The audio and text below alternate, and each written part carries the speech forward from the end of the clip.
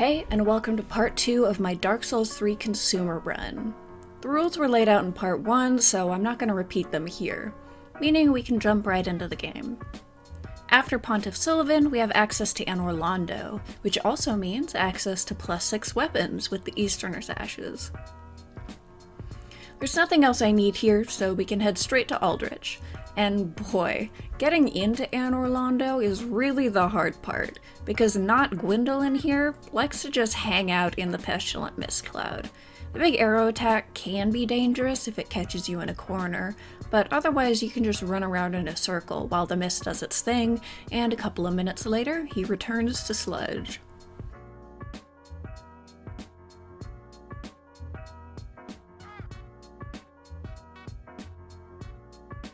Oh yeah, the third Lord of Cinder spits you out straight into the dancer fight. Hold please, let me do some quick housekeeping.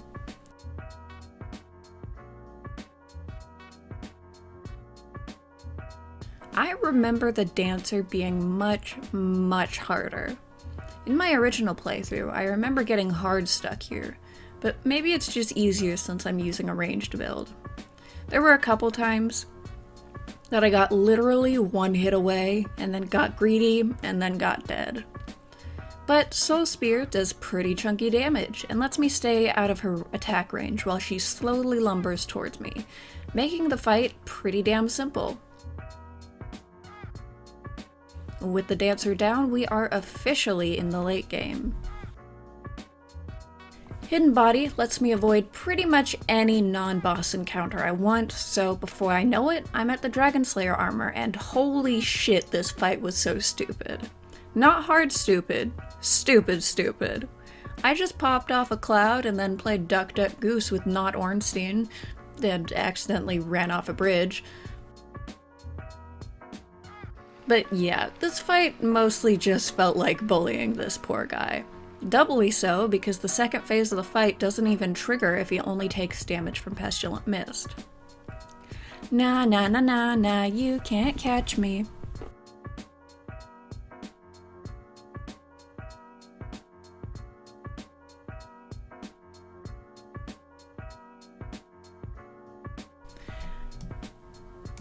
And now for the twins. These two are actually tough. So tough that this is the second part of what was originally supposed to be a single video. Trying to keep my distance leads to the older brother chaotically teleporting around, and his close-range moveset is too fast for me to be able to get a spell off without taking damage. The best way I found to deal with this guy is to actually use a sword. Ew, I have to actually remember how to play the game? Before I landed on that solution, I went ahead and bought all the spells to test some stuff out. Using the Crystal Magic Weapon spell for some extra damage against Lauran in the first phase, I was able to get him down to phase 2 by just learning his moveset, dodging his attacks, and getting 1 or 2 hits in during the openings. In phase 2, Lauran gets a lot faster and a lot more aggressive. And Lothric occasionally spits magic at me, but honestly that wasn't an issue. My tactic for the second phase was the same as the first, just with less margin for error. And of course, taking advantage of the massive damage window to beat the shit out of the paraplegic while he's reviving his brother.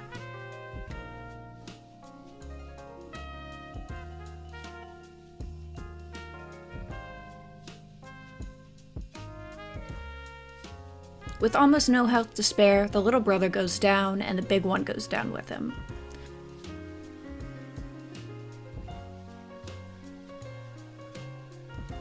So I go back to Firelink to display his severed head like the trophy it is. Cutscene time, and all the candles blow out. Alright, so at this point I could go finish the game, but I want to go wipe out some optional bosses first. First on the docket of late game optional bosses is Not Seath. Guess what spell I'll be using in this fight? Did you guess the cheesy cheese spell? Because if you did, you'd be right.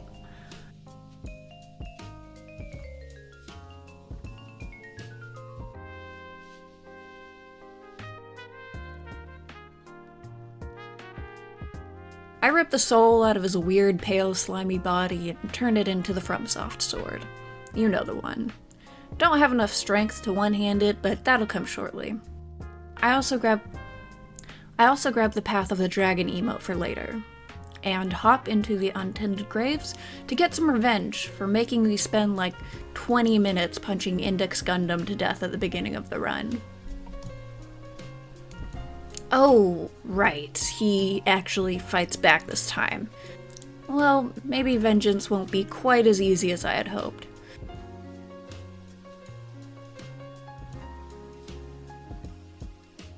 I actually go buy poison darts from Yuria. Then I start off by taking a bit of his health bar by using Pestilent Mist while he's stuck on the stairs, then switch over to Great Soul Arrow, because it's my most damaging spell that is fast enough to not force me to face tank all of the damage. Just before the phase transition, I pelted him with poison darts for some extra poison damage in the second, exponentially more difficult phase. And just do my best to stay alive and get damage in where I can.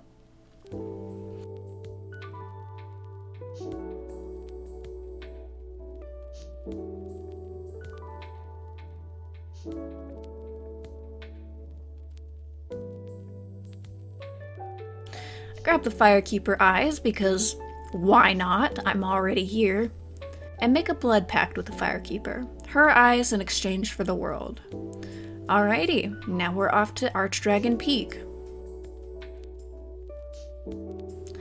Now I could take the time to run all the way up the castle structure here, dealing with all the enemies and the Dragonfire, or I could just use Pestilent Mist. Honestly, this was easier than the one-shot kill just because of how much of a pain in the ass it can be to get up there.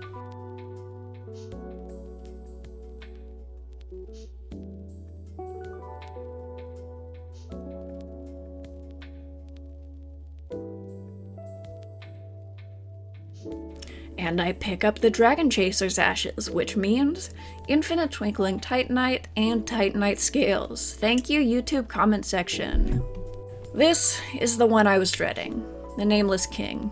I anticipated getting a hard stuck on this fight for a hot minute, except, hold up, is having a long distance build actually kinda busted? Of course, the dragon is big and stays in one place for more than long enough to die to a handful of Pestilent Mist casts.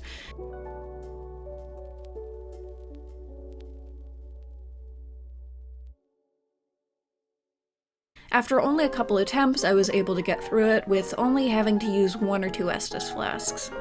But what I wasn't expecting is that if you keep your distance, the Nameless King will just kinda walk towards you, menacingly.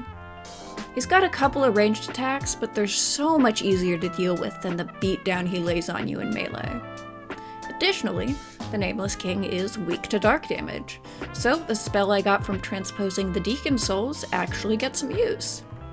The main threat of the second phase is his lunging attack. Not necessarily because the attack itself is particularly dangerous, but because it allows him to close a massive amount of distance and trigger his melee moveset. Notably, the homing insta-kill lightning bolt that comes out of the sky directly above you. It takes a while, but just circling around the outside of the arena, laying down Pestilent Mist, and pelting him with the Deep Soul spell slowly but surely drains his health. And the Nameless King marks the last of the base game optional bosses.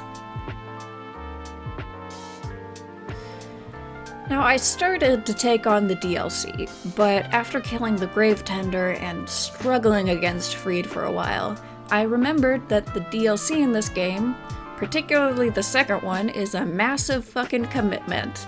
One that I'm not willing to make, at least not right now. Not with the holidays coming up, and not when I've already started on a challenge run for Nier Automata that I am incredibly excited to do. So I decided that I'd take on the Soul of Cinder, but not put my game into New Game Plus. So if y'all want to see me do the DLC bosses with this challenge, I can come back to it. There are a few things I can do to beef up John Walmart. First of which is getting some long overdue drip. Perfection. I also finally remembered to pick up the Scholar's Candlestick, something I should have done a long time ago. It boosts spell damage by 10% as long as you have it in a hand. Doesn't need to be upgraded, and I don't even need to have the stats to wield it.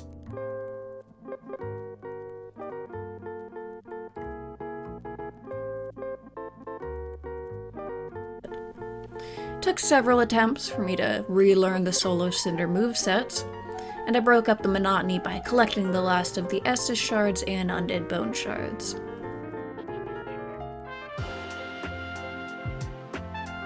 The Spear Lance bullshit especially gave me trouble, but even with this unoptimized mess of a build, Crystal Soul Spear does a hefty chunk of damage, while keeping me mostly out of the Cinder's range. The second phase was actually significantly easier, which I guess makes sense, because the last time I played a Souls game I was beating Gwyn with essentially the same build. And maybe it's just because this game's so much faster in general, but the Gwyn fight here feels so slow and manageable compared to the first game. Especially because his big swoopy attack lets me get like 1,000 damage in for free. And so John Walmart in his janky-ass sorcerer build reaches the end of Dark Souls 3 in a slideshow, cause OBS had a bit of a panic attack at just the worst fucking moment.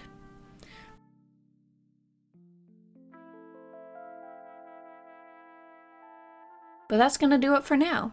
Thank you all for watching, and let me know if you want to see a follow-up with the DLC. I'll see y'all in the next video with a brand new challenge run. Bye.